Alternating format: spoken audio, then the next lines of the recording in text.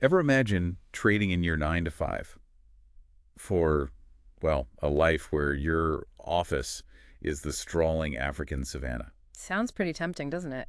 Definitely. Yeah. And today, we're diving deep into a culture that does just that, the Maasai people of Kenya and Tanzania. Oh yeah, the Maasai. We're using the Yeah, Maasai.pdf as our guide, and let me tell you, their way of life is fascinating. I bet. They're deeply connected to their environment. Yeah. Their livestock, especially cattle, are like essential to everything they do. It's not just about, like, having food on the table, right? No, not at all. For the Maasai, cattle are a symbol of wealth and prestige. Hmm. And they play a huge role in so many of their traditions and ceremonies. Like, imagine your stock portfolio was made up of actual living, breathing cows. That's a pretty wild image.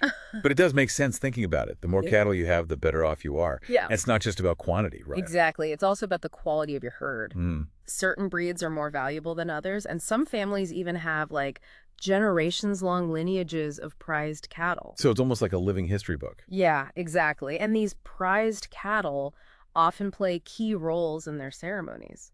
Speaking of ceremonies, I was reading about the Unodo. Oh, yeah. It's a coming-of-age ritual for young Maasai men, Right. Think of it like graduation, boot camp, and a spiritual awakening all rolled into one. Wow, sounds intense. It is. During Unodo, the warriors-to-be are tested on everything. So it's not just like a party? No. It's serious business. They have to prove their knowledge of Maasai traditions, their skills in hunting, herding, and their ability to endure hardship. You said hardship. What kind of hardship? We're talking like going days without food or water, facing challenging trials. It's all about proving they're ready for the responsibilities of adulthood. Wow, that's pretty hardcore. And then there's the Enkipada. I think I'm saying that right. Yeah, Enkipada. That's for the younger boys. Right. It marks their transition into the junior warrior stage. It's like the first step on their journey to becoming full-fledged warriors. It's amazing how these ceremonies shape their entire lives. Absolutely. Okay, we can't talk about the Maasai without mentioning the jumping dance, the Adumu. Oh, yeah, that's the one everyone knows. It's so visually striking. You see those warriors leaping so high, and it's just, wow. But what's the meaning behind it all? Well, on the surface, it's a display of strength and agility, Sure. but it goes deeper than that.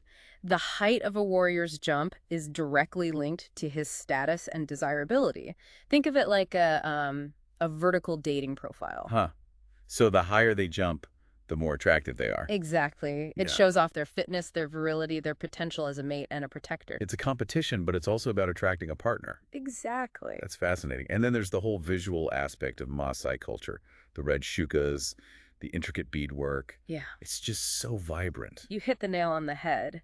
Their attire is a feast for the eyes, and it's all symbolic. Oh, I bet.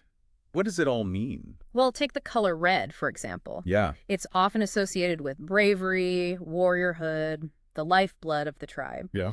And blue can represent peace and harmony, but the real storytelling happens in the beadwork. Yeah, those patterns are amazing. Right, the patterns, the colors, the types of beads used, they all convey information about the wearer, Information like. their age, their social status, their clan, even major life events. It's like a wearable autobiography. So you can basically read a person's life story just by looking at their clothes. Pretty much. That's incredible. Yeah. I'm also curious about their spiritual beliefs.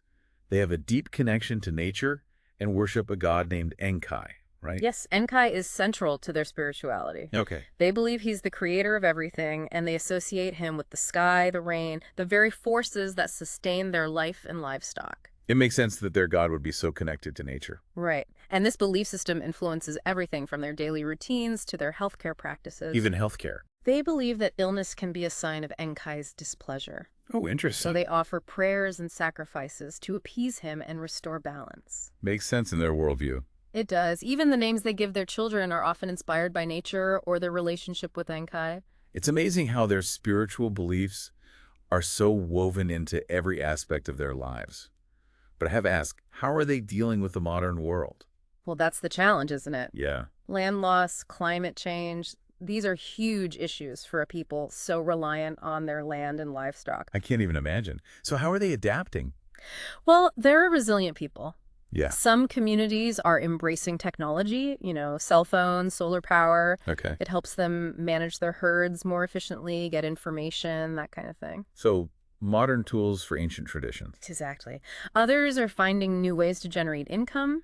Some are involved in ecotourism. Others are selling their beautiful beadwork to a wider market. It's amazing how they're managing to preserve their culture while adapting to a changing world. This deep dive has been so eye-opening. I mean, what strikes me most is their resilience. Yeah, for sure. They're facing all these challenges, yet they're holding on to their traditions, their identity. It makes you think, right? Cultures aren't static. They're constantly evolving. It's how they survive. I agree. And for anyone who wants to learn more about the Maasai, I highly recommend checking out the Maasai.pdf. You can find it online, and it's a fantastic resource. It's just like a window into a truly unique way of life. I think that's a great place to wrap up. Definitely. Until next time, keep exploring.